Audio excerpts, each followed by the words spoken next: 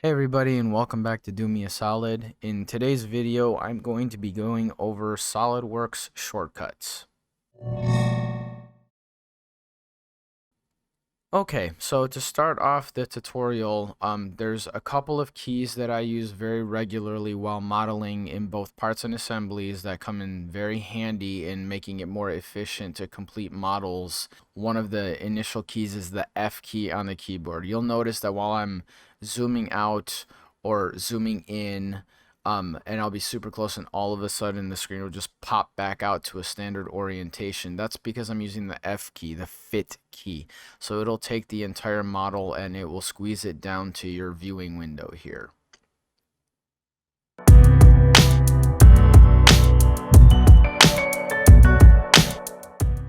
Another set of keys that I actively use non-stop are the Control plus a numeral key.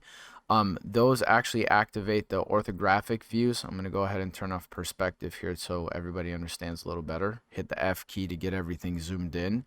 And then the Control 1 key activates the front view. Control 2 activates back. Control 3 left. Control 4 right. Control 5 top.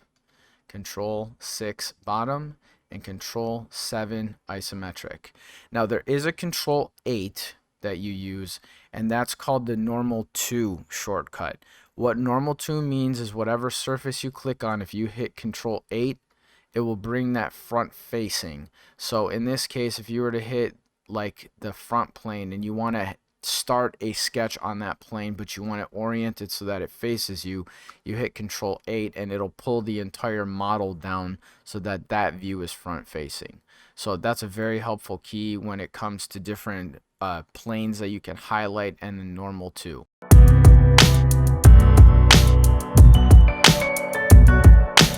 Another one that I do use very often while in assemblies in particular is the Tab key. If you hover over a piece in an assembly and you hit the Tab key, it hides it. And then if you know where it is as far as the orientation in space and hit Shift Tab, it will bring it back. So I go ahead and you don't have to click on it. You do not have to click on the part. You just have to hover over it and hit Tab and it'll disappear. I'm obviously using a simple assembly for the sake of example here, but once you get into more complex assembly, this becomes more and more difficult because you don't want to hide what you're not using and you don't want to keep what you are using hidden. So you have to be careful with that one, but in simple assemblies like this one, the Tab key will come in handy to hide, and Shift Tab to unhide always comes in super handy.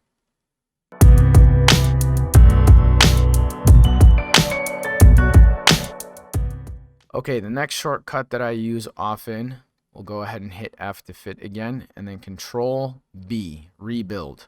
I do that often because if I adjust a sketch or if I adjust a part and then I put it into assembly and flip back to it, it will rebuild the whole thing, and then I'll have all of the models updated to their current status. So that one's used pretty often. That one along with the Control S key. It is very important to understand the save key. I have found myself in situations where construction was being done outside of a building that I worked at, and it knocked out the power to the building and destroyed assemblies that I had spent hours on. So Control S, always save file frequently.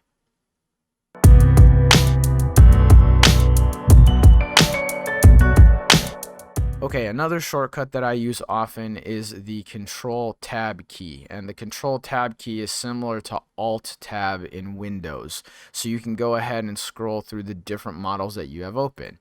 As you can see, I have a blank part, I have a sports bottle cap assembly, and then I also have the sports bottle cap part itself.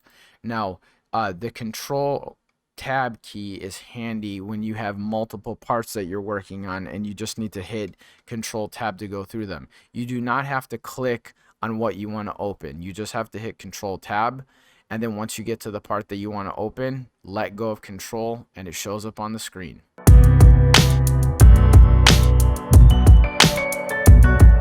So the last shortcut that I want to show you is the shortcut flyout in SolidWorks, and that's activated by hitting the S key in not only part files, assembly files, but also drawing files. And all of those, if you hit the S key, a little flyout menu appears that you can actually customize.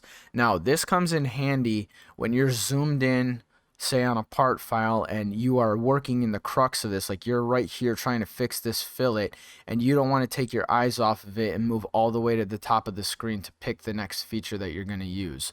So I'm going to switch over to the part document really quickly by hitting Control Tab and then letting it hover over. I don't have to click it, I just have to have the highlight hover over it and then let go, and then the bottle cap will show up. So for example, if I'm going in here and I want to add a fillet, there's already one here, but if I were to add one, I'd have to go all the way up here and take my eyes off of what I'm doing and then click on the fillet key in order to activate it.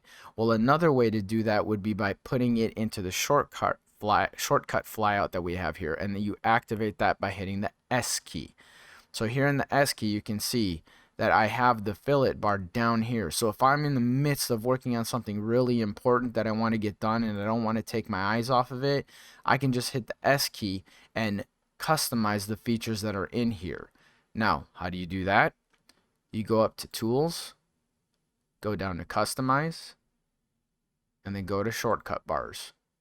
So as you can see here, SolidWorks gives you the options of customizing all the shortcut toolbars for parts, assemblies, drawings, and sketches. This becomes particularly handy in the instance that I just mentioned, where you don't want to take your eyes off of what you're working on and move the cursor all the way up to the feature tree, or move your cursor all the way up to the feature tab. So you can put as many of those features on these toolbars as you'd like, and you can also customize the shape of it. So you can make it vertical, you can make it horizontal, you can make it so that regardless of how many numbers these are, you can control how many happen in a row and how many happen in how many columns. So it's a great feature. Now, how do you use this? You go to the flyout toolbars right here, and you can actually go down to whichever section you're in. So say you're in a part and you use a lot of features. Then you can go into this and then drag the buttons that you use the most often into the toolbar. In this case, we'll just pull a couple for the sake of example so everybody can see them. We'll do deform, we'll do shell, because that's one that I use often. Dome I use often as well. And then we can use, let's do draft for plastic parts. So as you can see, if you just pull on the edge here, you can make it longer, you can make it shorter, you can make it vertical. And this goes for all parts. You also have an assembly shortcuts toolbar. You also have a drawing shortcuts toolbar. And what you can do for all of these is if you pull down this menu, you can go drawing. So these are commonly used in drawings. Assembly, same thing. You can use commonly used assembly features and pull them into this shortcut toolbar. But the one I wanted to focus on for this particular tutorial was the part and the sketch, because sketches are used for everything. So you want to make sure that while you are using SolidWorks, that this S key shortcuts toolbar has everything that you need in order to keep you focused on what you're working on. This is the best way to do it. So take any of your most commonly used pieces, features, whatever you need to use, and drag them over to the toolbar. And then the more you have at your disposal where you are looking at the screen, the better able you will be to get the job done faster.